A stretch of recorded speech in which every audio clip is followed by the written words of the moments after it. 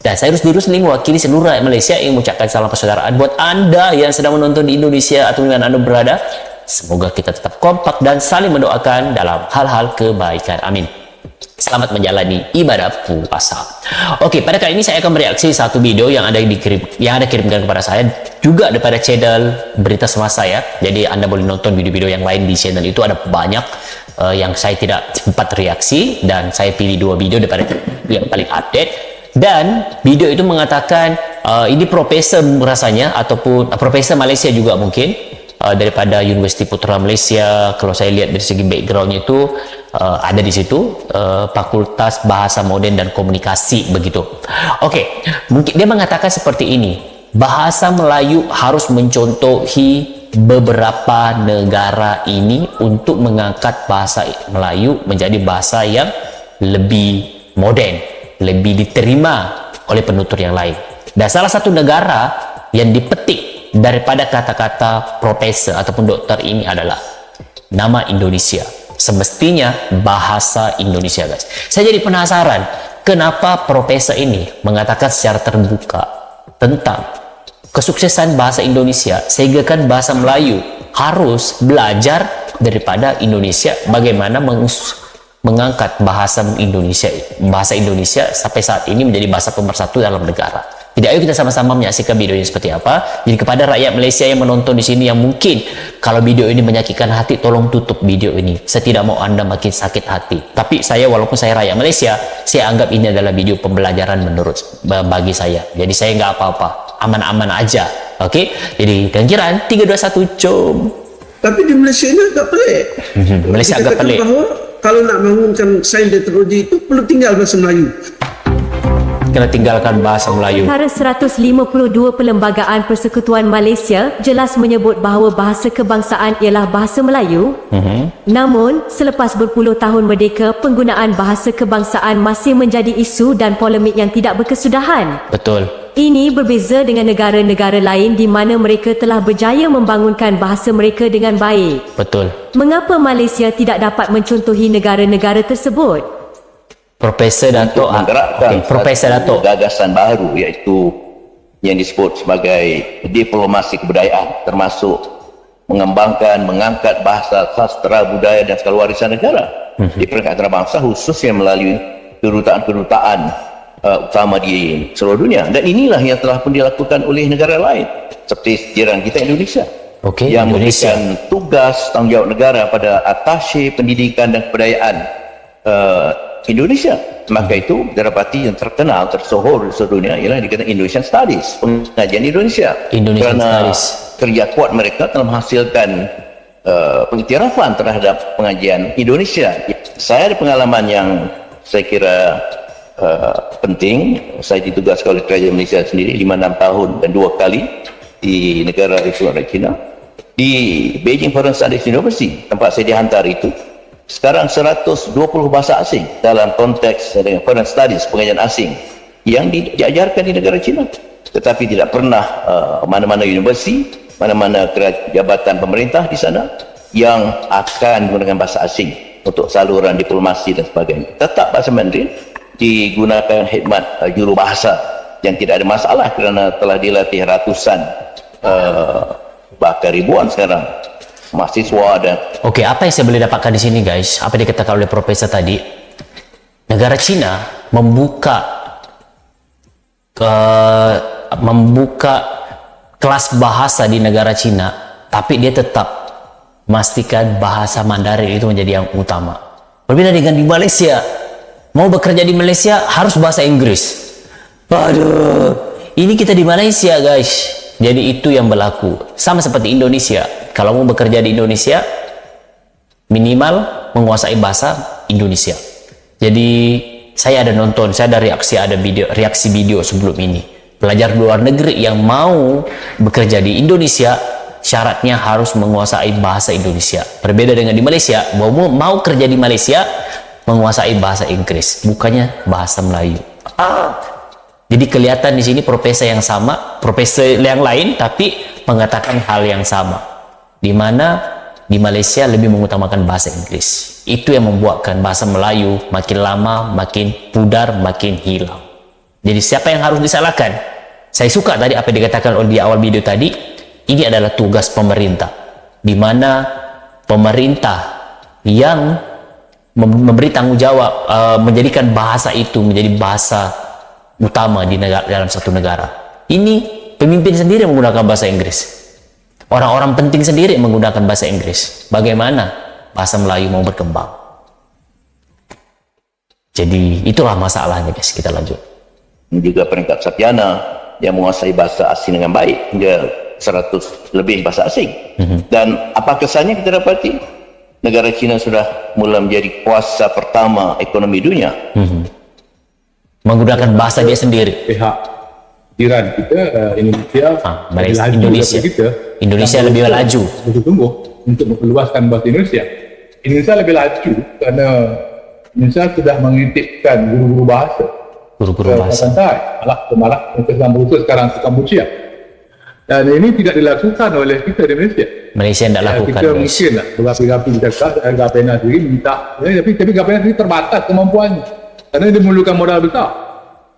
Walaupun Mr. Gapena tadi sebut Sekretariat Malta Bangsa di zaman Allahyarham Tan Sri Ismail dan ditubuhkan, tapi sekarang Sekretariat Bangsa sudah tak ada lagi. Dan itu Gapena perlu mencari jalan-jalan lain untuk berusaha memantapkan kembali tugas-tugas berkenaan.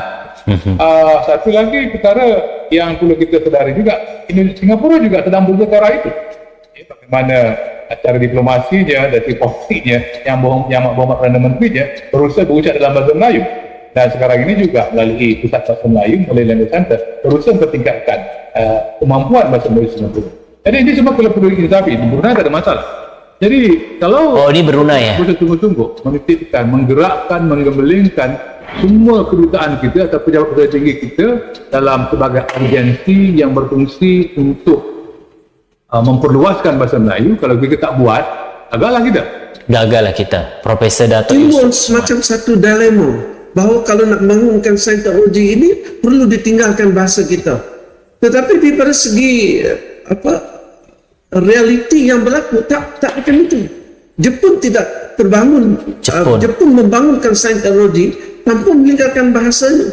Betul. Tanpa meninggalkan budayanya. Mereka tidak tanpa meninggalkan nilai-nilai yang dibangunkan oleh orang Jepun itu. Malah nilai-nilai Jepun itu dibangunkan seawal pelajar sekolah tadika lagi. Begitu juga dengan bangsa Korea, begitu juga dengan bahasa Jerman, begitu juga dengan bahasa Perancis. Malah orang Turki ini pun menunjukkan contoh yang baik pada kita juga. Di Indonesia berkali-kali disebut Indonesia. mereka terus menggunakan memperjuangkan ekonomi dan sebagainya dalam bahasa mereka. Tapi di Malaysia ini agak pelik.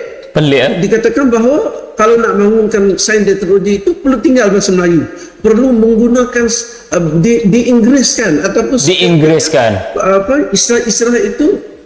Ya, kita tengoklah Bangi Gateway-nya, Bangi Centralnya hanya daripada CNTRAL menjadi SCNTRAL. Terima kasih kerana menonton. Lihat guys, bukan kata Rusli, tapi ini adalah kata profesor. Saya cuma memuatkan kembali untuk saya mendengar sendiri. Bukan, kadang-kadang ada yang bilang Rusli ini hoax, mendengar kata-kata netizen. Oke, sekarang ini saya bukan hanya mendengar kata-kata netizen.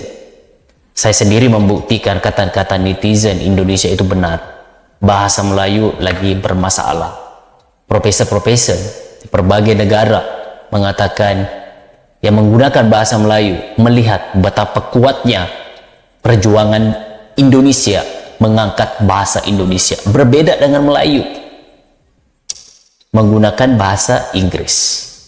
Oke, jadi bukan saya bertujuan membuat video ini untuk merendahkan bahasa Melayu ataupun merendahkan bahasa Malaysia, tidak sama sekali. Saya cuma mau orang-orang penting di Malaysia lagi-lagi yang memiliki hubungan pengaruh yang kuat untuk memantapkan bahasa Melayu, bahagian media, bahagian pemerintah. Sampai kapan mau seperti ini? Adakah tidak percaya dengan kemampuan bahasa Melayu sehingga kan bahasa Inggris itu harus menjadi keutamaan? Berapa ramai anak-anak Melayu tercicir hanya karena mereka tuh tidak boleh, tidak bisa menggunakan bahasa Inggris guys. Kenapa saya mengatakan seperti itu? Waktu saya dulu di sekolah, saya sebenarnya tidak berapa suka menggunakan bahasa Inggris, guys. Jujur.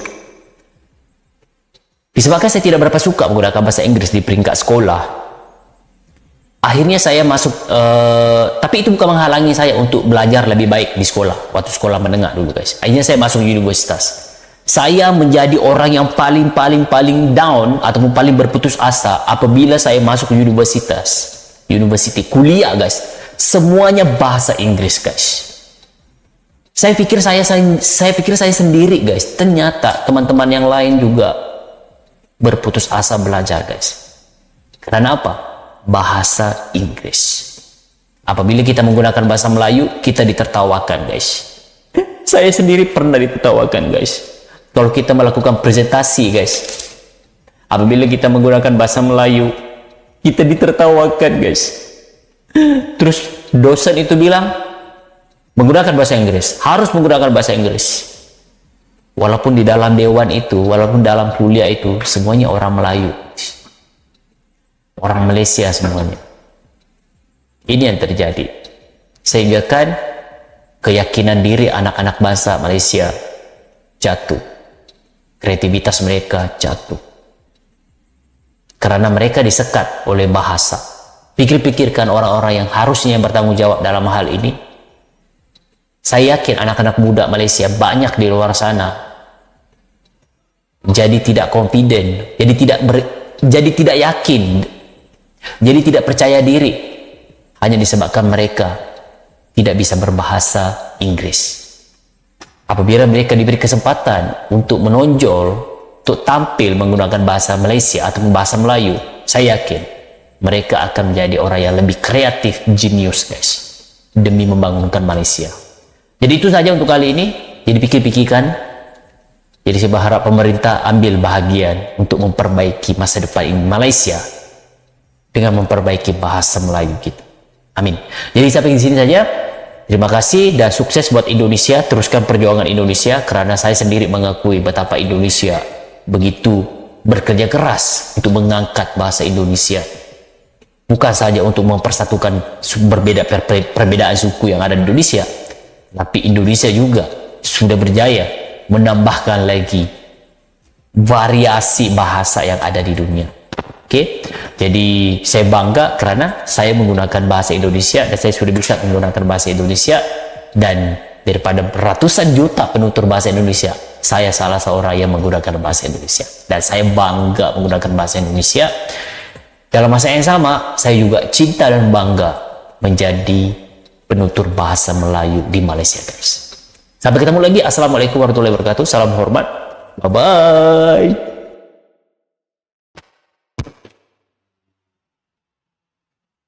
Ya, Assalamualaikum warahmatullahi wabarakatuh. Terima kasih YouTuber Rusli yang telah menyampaikan reaksinya terhadap video tadi dari simposium bahasa yang diuraikan oleh para profesor-profesor di Malaysia, yang saya kira saya juga setuju ya, Pak D juga setuju dengan pendapat para profesor tadi dan juga saudara kita Rusli, bahwa Malaysia perlu mencontoh beberapa negara, termasuk negara Indonesia. Tadi disebutkan juga ada Jepang, ada Korea, ada Cina, ada Jerman. Apa yang dicontoh? Yaitu bagaimana membanggakan bahasa sendiri di dalam membangun suatu bangsa. Nah, tadi diceritakan juga bahwa untuk perbankan sendiri di Malaysia, surat-surat perbankan atau perjanjian-perjanjian di perbankan itu semuanya dalam bahasa Inggris, bukan bahasa Melayu. Sementara di Indonesia, kita tahu sendiri, surat menyurat yang kita baca kalau kita masuk ke dalam ke perbankan atau di bank, ya kita mau misalkan buka tabungan, semuanya dalam bahasa Indonesia. Nah, inilah yang menyebabkan salah satunya kenapa bahasa Melayu di Malaysia itu semakin susah atau semakin sulit untuk bisa dikembangkan lagi. Karena kondisinya seperti itu, dan ini bukan Pak D yang bilang, dan bukan juga teman-teman yang bilang, bahwa situasi seperti ini bukan kita yang kira-kira ya, bukan Pak D yang kira-kira, bukan teman-teman yang mendengarkan ini juga dan menonton ini juga mengkira-kira, tapi ini adalah benar-benar pernyataan dari para profesor di Malaysia sendiri dan abang kita Rusdi Rusli. Dia sendiri sebagai seorang Malaysia bingung. Kenapa bahasa Inggris semuanya secara resmi ya dipakai di tempat-tempat resmi, bahkan di perkampusan ya, dunia pendidikan itu mewajibkannya bahasa Indonesia. Mewajibkannya bahasa Inggris. Kan bingung jadinya. Di mana letaknya supaya bahasa Melayu ini bisa berkembang. Tapi di sisi lain pemerintahnya menginginkan bahasa Melayu ini menjadi bahasa resmi yang digunakan. Jadi bukan hanya sekedar di dalam perundang-undangan aja tercantum namanya bahasa Melayu, bahasa resminya. Tapi kenyataan di lapangan itu berbeda. Nah, jadi siapa yang harus dipermasalahkan di sini? Apakah rakyat Malaysianya sendiri? Apakah pemerintahnya, kerajaannya? Jadi bukan ikut campur masalah seperti ini ya, namun dengan adanya keterbukaan seperti ini sebenarnya senang juga sih. Artinya di sini ada kesadaran dari beberapa YouTuber Malaysia sendiri bahwa memang demikianlah keadaannya. Ini situasi yang seharusnya diperbaiki, bukan sekedar ditutup-tutupin ya, sehingga yang terlihat itu hanya hal-hal yang baik-baik saja, padahal tidak baik-baik saja. Nah, bagaimana tanggapan penonton dan teman-teman tentang reaksi dari video ini? Mudah-mudahan ini bisa menjadikan hal yang baru bagi kita. Kita tidak perlu deh selalu bertentangan antara Indonesia dengan Malaysia selama, ya kalau Pak dibilang sih selama. Jangan selalu istilahnya mengganggu kedaulatan bangsa Indonesia, termasuk bahasa kita, bahasa Indonesia, bahasa persatuan. Tapi kalau memang ingin belajar, ingin mencontoh, kalau Pak Adi sendiri sih tangan terbuka, silahkan saja. Nah, mudah-mudahan hal ini bisa menjadi suatu hal yang baru, suatu gagasan yang bisa membuat bahasa Melayu Malaysia naik peringkat. Asal ada keseriusan dari kerajaan. Karena apa? Yang mengendalikan negaranya, yang mengendalikan pemerintahannya, yang mengendalikan dunia pendidikan dan masyarakat, itu adalah kerajaan. Jadi kalau kerajaannya tidak bergerak dengan serius untuk mengangkat derajat dari bahasa Melayu Malaysia sendiri, maka itu akan sulit. Akan sulit sekali. Karena tidak bisa hal seperti itu dilakukan oleh masyarakat. Tidak bisa. Baik, silakan kepada teman-teman yang ingin memberikan komentar di kolom komentar. Ya. Kami tunggu. Pak Adi juga mungkin nanti akan memberikan komen balasan bila Pak Adi sempat ya untuk memberikan balasan kepada teman-teman ya.